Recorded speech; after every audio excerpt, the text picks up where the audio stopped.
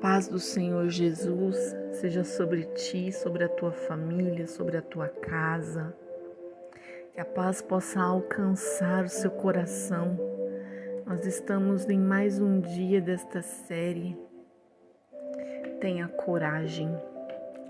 E hoje é o 7º dia. E hoje o exemplo que eu quero citar é de Sadraque, Mesaque e Abednego. A coragem de confiar em Deus.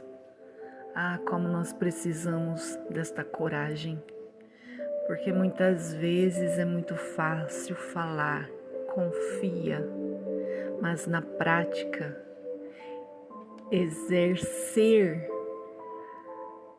a prática da confiança em Deus requer fé, coragem, constância, persistência. O exemplo de Sadraque, Mesaque e Abednego nos mostra a coragem necessária para colocar total confiança em Deus. É claro que os outros homens, nos exemplos que nós já estudamos, confiaram em Deus, mas o exemplo dos amigos de Daniel é diferente. Eles não receberam revelação especial e direta, pelo menos na medida do que nos diz nas Escrituras. Como muitos outros personagens do Velho Testamento, mas o exemplo deles é muito útil para nós hoje. Agora, pois, se estáis prontos, quando ouvirdes o som da trombeta, da flauta, da harpa, da cítara, do saltério, da gaita, de foles e de toda sorte de música, para vos prostrardes e adorardes a estátua que fiz. Bom é. Mas, se não a adorardes, sereis lançados na mesma hora, dentro de uma fornalha de fogo ardente. E quem é esse Deus que vos poderá livrar das minhas mãos? Responderam Sadraque, Mesaque e Abednego e disseram ao rei: Ó Nabucodonosor, não necessitamos te responder sobre este negócio. Eis que nosso Deus, a quem nós servimos, pode nos livrar da fornalha de fogo ardente, e ele nos livrará da tua mão, ó rei. Daniel 3, 15 ao 18. Hoje, nós somos chamados a confiar em Deus e a ser fiéis a Ele, mesmo que o nosso futuro nesta vida seja incerto. Enquanto entendemos que Deus tem o poder de fazer muitas coisas, não devemos pensar que Ele tem alguma obrigação de arranjar os acontecimentos da forma que desejamos. Devido a isso, nós devemos ter coragem de confiar em Deus, mesmo que Ele nos permita sofrer. Esse foi o tipo de coragem mostrado por Sadraque, Mesaque e Abednego. Isso aconteceu durante o tempo do cativeiro babilônico, quando o rei Nabucodonosor chegou a Jerusalém. Tomou certos jovens para serem treinados para servir na sua corte. Entre estes jovens estavam Daniel, Ananias, Misael e Azarias. Os últimos 3 são mais conhecidos pelos nomes que lhes foram atribuídos: Sadraque, Mesaque e Abednego. É importante saber que isso aconteceu. Por que isso aconteceu? O texto diz: e o Senhor lhe entregou nas mãos. Daniel capítulo 1, versículo 2. Isto foi feito por causa do pecado da nação. Então, isso não foi um acidente, coincidência ou má sorte que isso aconteceu, porque tudo foi orquestrado por Deus. tudo estava dentro dos planos do Senhor. E estes 3 foram abençoados por Deus, mas não tinham a capacidade de entender todas as visões e sonhos como Daniel conseguiu. Daniel 1, versículo 17.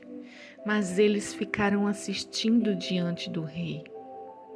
E ao servir o rei, surgiram problemas. O rei fez uma estátua de ouro e ordenou que todos adorassem nos horários prescritos. A penalidade por não adorar a imagem seria ser lançado dentro de uma fornalha de fogo ardente. E quando foi relatado a Nabucodonosor que estes 3 não foram e não adoraram a imagem, ele o chamou diante dele para responder. E ele mesmo lhes deu uma segunda chance, mas eles se recusaram a cumprir, citando sua confiança em Deus. Depois disso, Nabucodonosor, ele aqueceu o forno 7 vezes, mais do que o habitual, e jogou os 3 jovens. O forno estava tão quente que até os guardas que os lançaram foram mortos, mas Sadraque, Mesaque e Abednego sobreviveram. Quando o rei ordenou que eles saíssem, ele não encontrou ferimentos, danos ou cheiro de fogo nestes homens. Nabucodonosor respondeu louvando a Deus por livrar esses homens e louvando-os por confiar nele. Foi preciso coragem. As Escrituras nos falam como pelo menos 3 razões pelas quais as ações de Sadraque, Mesaque e Abednego precisou coragem. Aqueles 3 homens estavam entre os poucos que não adoraram a imagem. Isto os tornou um alvo, como eles foram identificados e chamados diante de um rei irritado. A maioria das pessoas prefere não provocar problemas para si, se isso puderem ajudá-las. Mas eles desafiaram e tiveram a coragem de não adorar a imagem feita por aquele rei. Eles tiveram uma segunda chance. Quando estes 3 foram diante de Nabucodonosor, o rei lhes deu uma chance de cumprir seu pedido, se dobrando diante daquela imagem. Isso é comum com a perseguição. Os governantes em geral pouparam alguém que esteja disposto a renunciar a Deus do que matar quem serve a Deus. Infelizmente, quando é dada uma segunda chance de pecar, comprometer ou negar o Senhor, muitos estarão dispostos a aceitar isto. Eles não sabiam o que aconteceria com eles. Eles sabiam que Deus tinha o poder de salvá-los. Nosso Deus, a quem servimos, pode nos livrar, mas eles não sabiam o que Ele faria. Mas se não, como diz Daniel 13:18, novamente eles não eram profetas como Daniel. Eles não tinham como saber o que estava reservado para eles. Mas mesmo assim eles tiveram coragem. Eles sabiam o que era certo. Sua recusa em adorar a imagem não foi enraizada na rebelião juvenil, mas em submissão a Deus e a seus mandamentos. Não terá outros deuses diante de mim. Êxodo 20, versículo 3. Eles entenderam muito bem o que os mandamentos do Senhor significavam.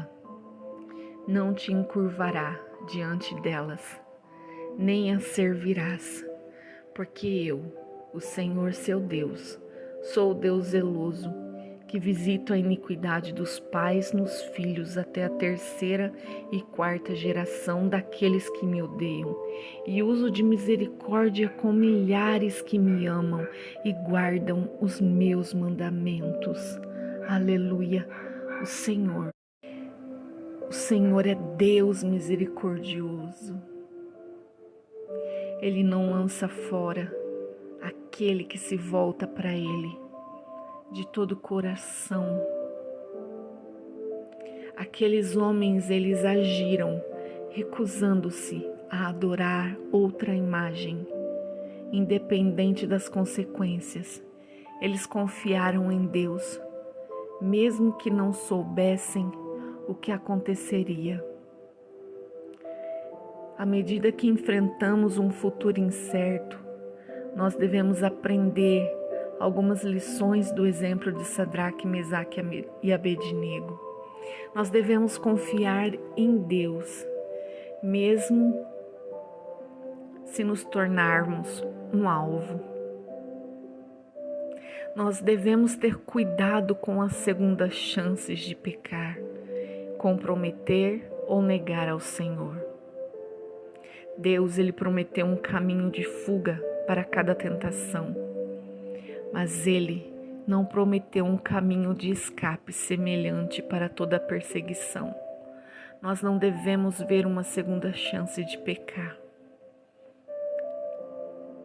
Não devemos comprometer ou negar ao Senhor como forma legítima de escapar da perseguição, mas nós devemos obedecer ao Senhor e defender o que é certo, independente das consequências.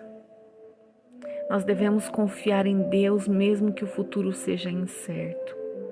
Deus pode ter poder, pode não, Ele tem poder de fazer, Ele tem poder de realizar, mas isso não significa que Ele fará se não estiver em seus planos, em seus projetos, e se não for o melhor para a sua vida.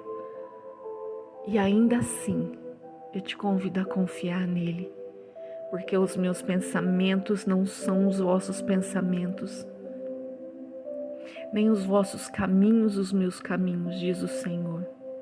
Porque assim como o céu é mais alto do que a terra, assim são os meus caminhos mais altos que os vossos caminhos, e os meus pensamentos mais altos do que os vossos pensamentos. E quando nós oramos, nós devemos reconhecer que a vontade de Deus é o que será feita, e devemos ter fé em Deus, não importa o que está por vir, não importa o que está para acontecer, porque se Deus fizer, Ele é Deus. Se Ele não fizer, Ele continua sendo Deus, e você é totalmente dependente dEle. Se achegue a Ele hoje com a coragem de se manter fiel diante das afrontas, dos confrontos, das ameaças do inimigo. Tenha coragem para resistir às tentações. Tenha coragem de dizer não a toda idolatria, a tudo aquilo que te faz se prostrar. Se proste somente para o seu Deus. Renda somente a Ele todo louvor, adoração. Ele é Deus.